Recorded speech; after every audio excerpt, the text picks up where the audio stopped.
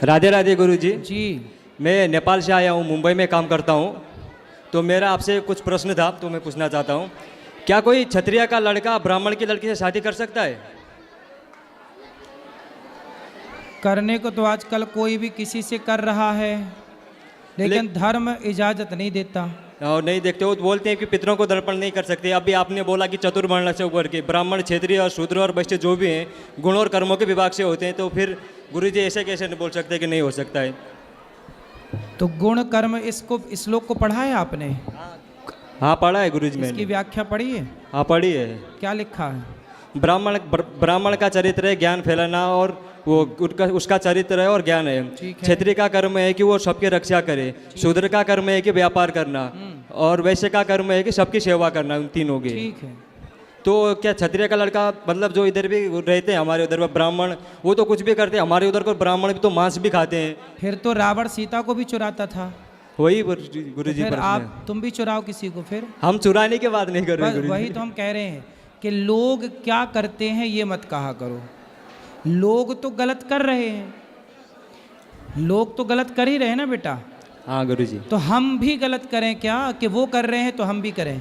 नहीं वो नहीं था गुरुजी। इसलिए हमारे जो परंपराएं हैं, हाँ ब्राह्मण का विवाह ब्राह्मण में हो, हाँ। क्षत्रिय का क्षत्रिय में, वैश्य का वैश्य में, शूद्र का शूद्र में, हाँ गुरुजी। तब जाके व्यवस्था बनेगी। हाँ गुरुजी। यदि मनमाना किसी का किसी से कर दोगे तो वर्ण संकरता फैलेगी, और वही वर्ण संकरता समाज को हानि पहुंचाएगी। और दूसरा प्रश्न मेरा ये था फिर गुरुजी। पितर कहते हैं पितृलोक भी पानी नहीं लेते वर्ण संकरी समाज से। नहीं दे सकते पितरों को, फिर पिंड भी नहीं दे सकते उसमें। हाँ, फिर हाँ। इसलिए जमाना मर्यादा बिगाड़ रहा है, बिगाड़ने दो, हम तुम ना बिगाड़ें। उन्हें ज्ञान ना होगा पर हमें और आपको तो ज्ञान है, इसलिए हम आप बच के चलें। बस कौन क्या कर रहा है सबके ठेकेदारी अपन बिल्कुल ना लो, क्योंकि समाज में बहुत लोग 99% लोग गलत ही कर रहे हैं, इसलिए सबका अपन क्या ठेका लें।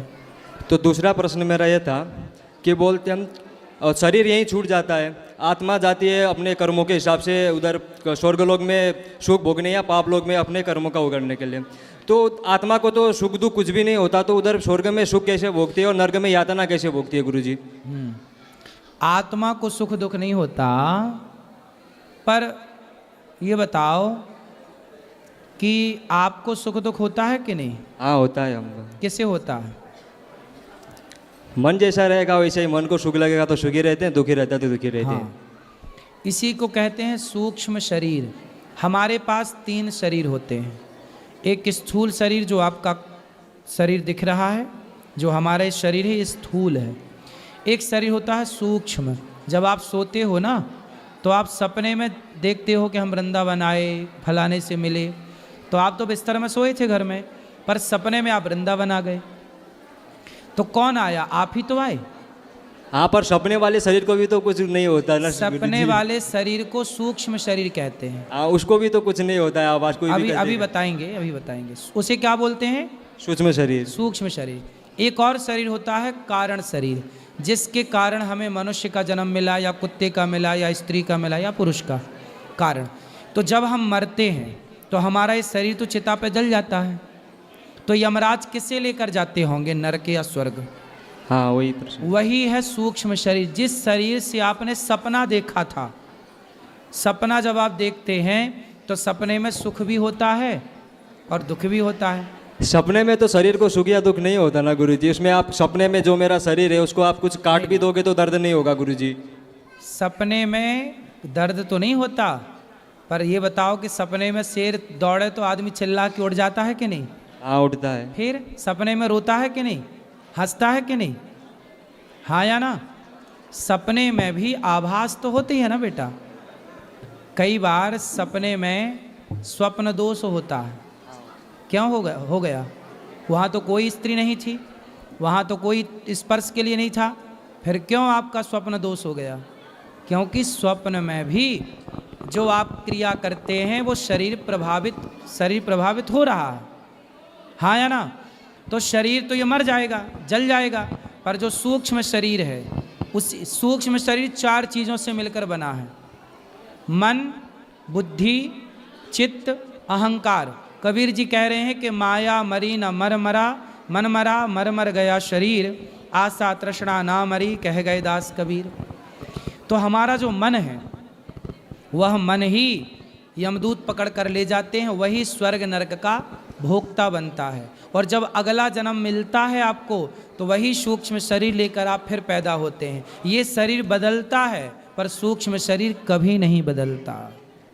तो एक और लास्ट प्रश्न था मेरा गुरुजी, जो भी महिलाएं हैं तो वो उनका मानसिक धर्म होता है, तो उसमें उनको अपवित्र क्यों बोला जाता है गुरुजी? अपवित्र नहीं महिलाओं का बोला मानसिक जाता। धर्म होता है जो, अपवित्र नहीं बोला जाता। हमारे उधर वो पूजा नहीं कर सकते, खाना सुनो, वाने को छू नहीं सकते कहीं भी। ऐसा है ना, उसका बेटा एक साइंस है, विज्ञान, समझते हो ना। हाँ समझते हैं गुरुजी। आज के 100 साल पहले क्या पक्के घर होते थे?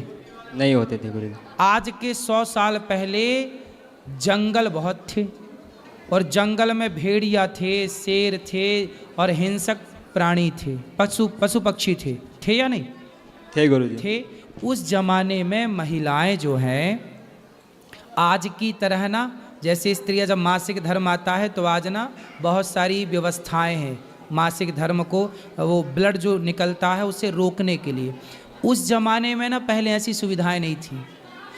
क्या होता था कि महिलाएं कपड़े का प्रयोग करती थीं आज के 100 साल पहले मासिक धर्म में, रक्त के संचार को रोकने के लिए कपड़े का। फिर वो कपड़ा कहीं ना कहीं धो करके सुखाती थी। तो जो भेड़िया होता था या हिंसक प्राणी होता था, पशु पक्षी, वो खून की गंध कई किलोमीटर दूर से पा जाता था। तो जैसे ही महिलाओं को मासिक धर्म आया तो वो महिलाओं के जो खून निकला उस खून की गंध से वो आ जाता था और महिलाओं को अटैक करता था। इसलिए हमारे पूर्वजों ने कहा कि जब मासिक धर्म आए तब तुम्हें घर से बाहर नहीं निकलना है, तो गुरुजी मंदिर नहीं जाना है, उस समय कार्य नहीं करना है, ठीक है, इसलिए रोक दिया गया। उस समय महिलाओं को दर्द भी होता है कमर में, पेट में, पीठ में, तो आप रेस्ट करो 4 दिन 7 दिन जो भी हैं। अब रही बात पूजा की, तो पूजा आप बिस्तर पर पड़े पड़े मासिक धर्म, उस समय भगवान का स्मरण करते रहिए।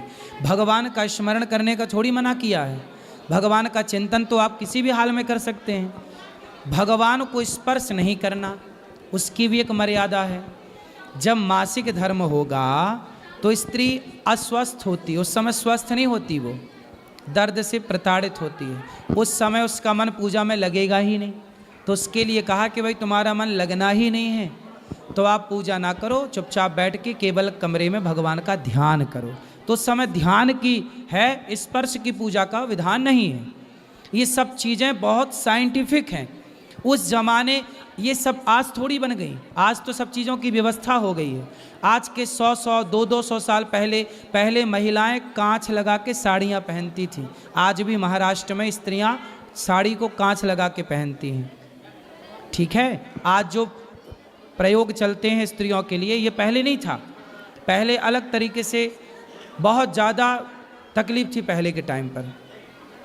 और सुनो, पहले के टाइम पे तकलीफ क्या थी कि घर में पानी भी नहीं था, कुआं जाओ साफ करने के लिए। अब देखो महिलाओं को रक्त संचार जब होता है तो 2-2 बार 3-3 बार उसे साफ करना पड़ता है।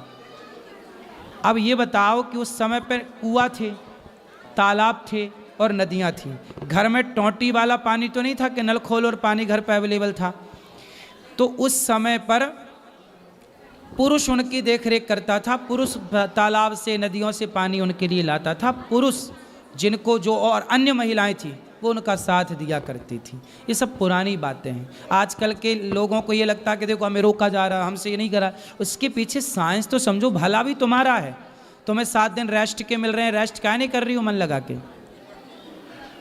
आखिरी सवाल गुरुजी जी, क्या कोई लड़का खुद से बड़ी उम्र की लड़की से शादी कर सकता है? कितनी बड़ी?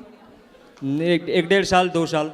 हाँ, 1 साल तक तो ठीक है। राधा जी भी बड़ी थी कृष्ण जी से 1 साल। हाँ गुरुजी, सुना था। ओके गुरुजी, राधे तो राधे। आपको करनी है बड़ी उम्र की लड़की से? नहीं गुरुजी, मैं बस पूछ रहा था, मन में सवाल आते ही रहते हैं सोने के टाइम पे, तो अभी मैं बोला आपसे मिले तो आपसे ही पूछ लेते हैं सवाल सब। आपकी ठीक है, 1-2 साल चल जाती है, 1 साल ठीक है। ओके, ज़्यादा 10-20 साल बड़ी से ना कर लेना। हाँ,